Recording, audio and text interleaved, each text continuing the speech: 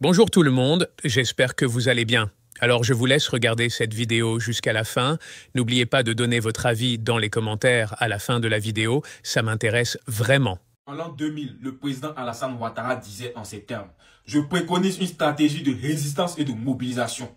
Mais le pays va devenir ingouvernable. Je répète, mais le pays va devenir ingouvernable. On ne peut pas le gérer en arrêtant les gens tous les jours. Je répète encore, on ne peut pas le gérer en arrêtant les gens tous les jours. Et il rajoute en disant: nous frapperons ce pouvoir au bon moment et il tombera.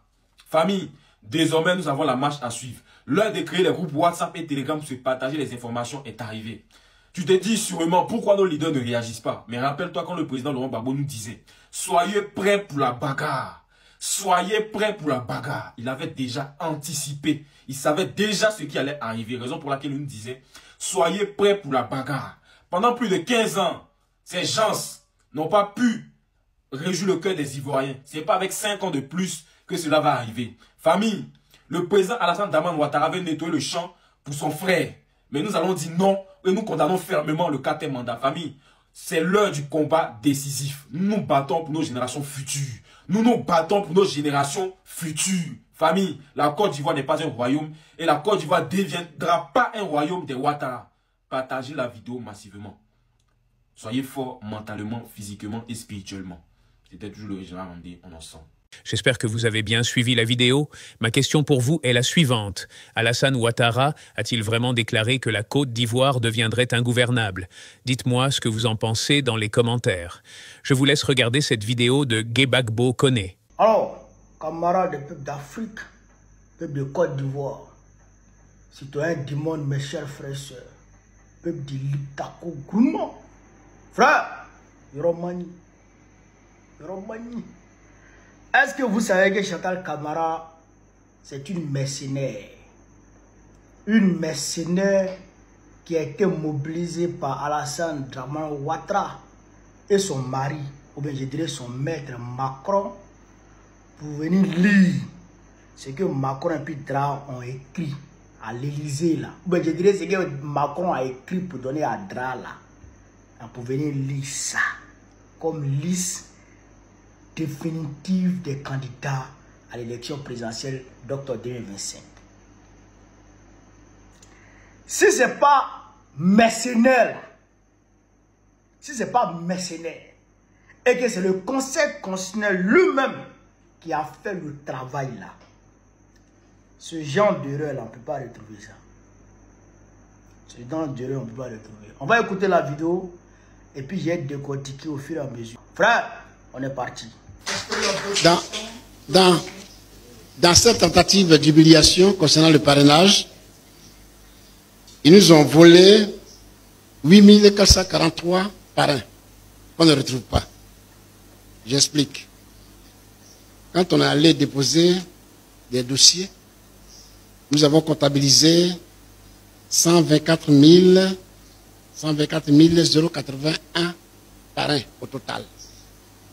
Si je fais mon petit calcul, sauf erreur ou omission de ma part, 60 661 invalidés, plus de 54 977 validés, qu'est-ce qu'elle dit?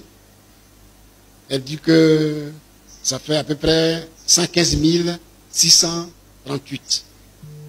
Si tu retires 115 638 de 124 081, il reste 8 443. Nous sommes en train de chercher. Voyez-vous, les manipulations qu'on n'arrive pas à maîtriser. Ça prouve une fois encore qu'il y a quelque chose.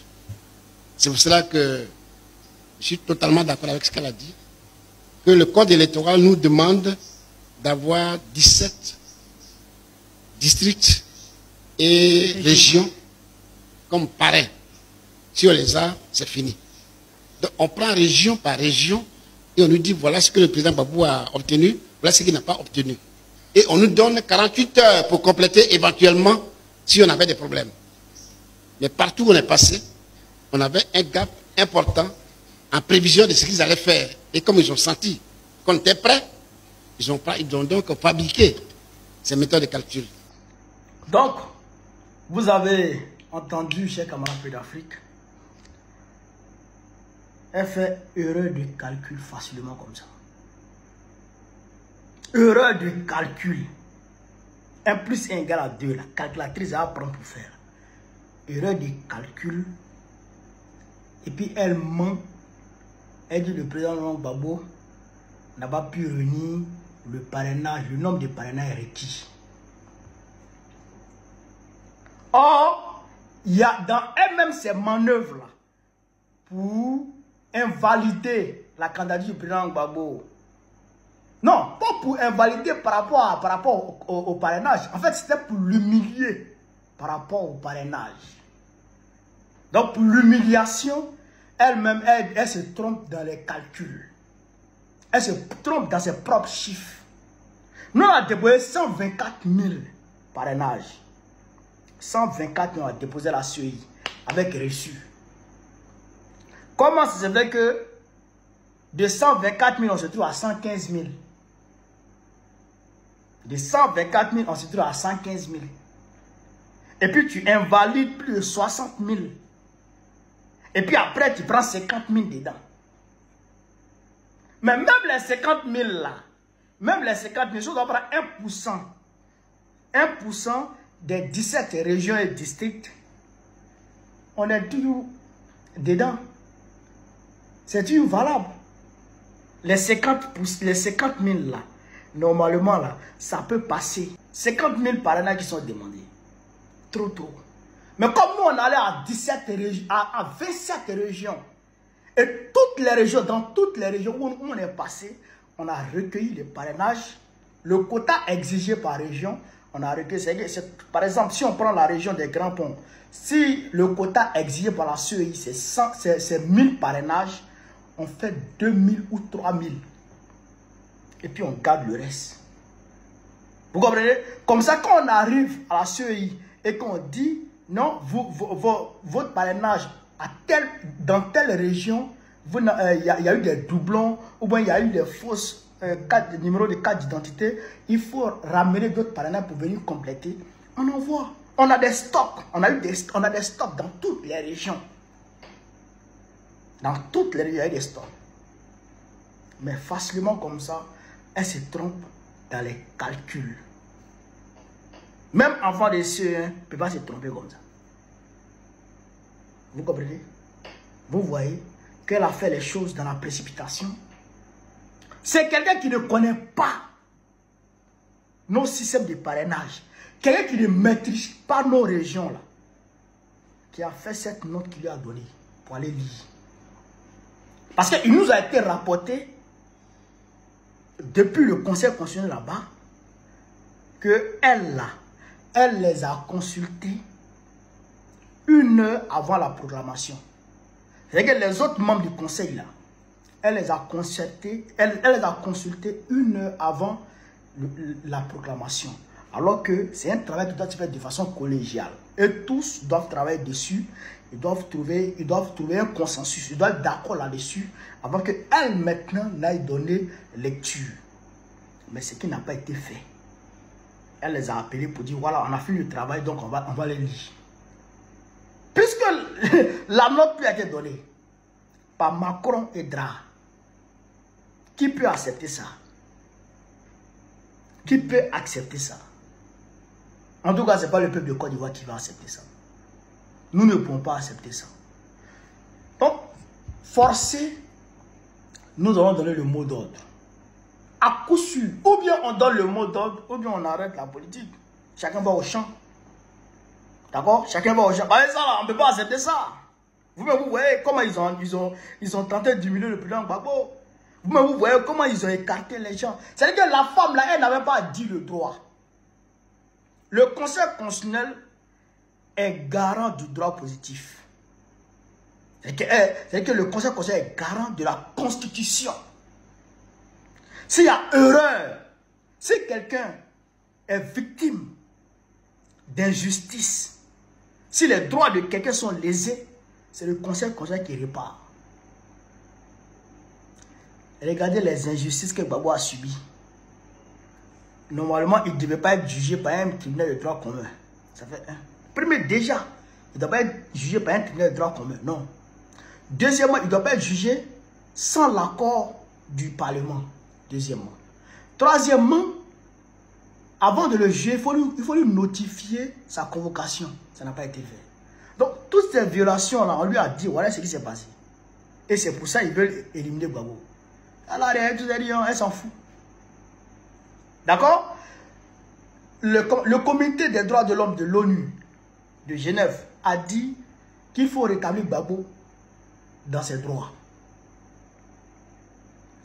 C'est une décision qui est prioritaire. Qui a une priorité sur nos juridictions internes. C'est-à-dire qu'il y a une priorité sur le Conseil constitutionnel lui-même. Conformément à l'article 123 de notre Constitution. Elle a regardé tout ça au fond. Hein? Quelqu'un qui est garant de la Constitution viole la Constitution elle-même. C'est pas mieux, on va chasser cela pour les enlever ici. C'est pas mieux, on va chasser cela pour les enlever ici. Donc, mobilisez-vous. Ne vous précipitez pas. Ne soyez pas trop pressés derrière le mot d'ordre. Hey, vous là, vous voulez le pouvoir que Gbagbo. Payez-moi de me commenter, mais donnez le mot d'ordre. Vous voulez le pouvoir que Gbagbo. Vous là, vous voulez le changement que moi quoi. Vous voulez la chute de travail que moi quoi. Ah, vous aussi. Calmez-vous. Soyez mobilisés. Soyez sereins. Le mot d'ordre sera donné. Nous sommes un mouvement responsable. Nous sommes un parti responsable. Nous sommes le PPAC. Nous sommes le Front commun. Nous sommes le trop, c'est trop. Dans ces mouvements-là, sur ces plateformes-là, c'est des partis responsables. C'est des mouvements responsables. On ne peut jamais se dérober. Jamais de la vie. On va donner le mot d'ordre et puis on va aller chercher Dramane. Mais on veut tout faire dans la légalité. Parce que ce n'est pas parce que eux, ils ont violé la Constitution, ils violent le droit, ils sont illégaux, que nous aussi on doit être illégaux. Non. Nous on respecte la loi. On respecte la loi. Mais dans le respect de la loi, là, il y a combat dedans. Parce que la loi prévoit des moyens de combat, des moyens de lutte, notamment le boycott actif, notamment la désobéissance civile, notamment les manifestations, les marches. Calmez-vous. Calmos. Le mot d'ordre là, il sera donné. Il sera donné. Mais on ne peut pas se précipiter. Parce que quand tu es trop pressé derrière ta cible, souvent si tu vas donner, tu rates. Oh, c'est une cible, on ne doit pas rater. C'est un coup KO. Et quand on a fait beau, quand on a tiré, on ne rate pas. En plein cœur, puis la terre. Vous comprenez, non? Donc, calmos, ça va venir. À coup sûr. Voilà, soyez mobilisés seulement. D'ici fin septembre, le travail est fini. D'ici fin septembre, comment va? Voilà. Donc, sur ce, vive l'Afrique libre, vive le panafricanisme, vive tous les peuples panafricains, vive l'AES, vive la révolution ivoirienne. Gbagbo présente en octobre prochain. Inch'Allah. On est ensemble, les gars. Merci.